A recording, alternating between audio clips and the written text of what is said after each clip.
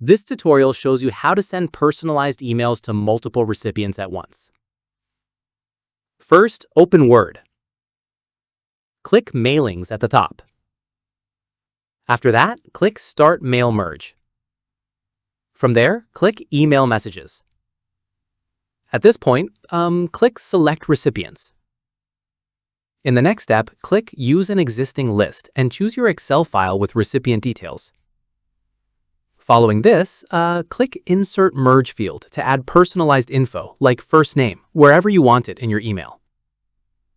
Once done, type the rest of your email content around the merge fields. From here, click Preview Results to check how the email looks for different recipients. At this stage, click Finish and Merge. Click Send Email Messages. Keep in mind, this sends emails through Outlook directly, so make sure Outlook is set as your default mail app and signed in beforehand.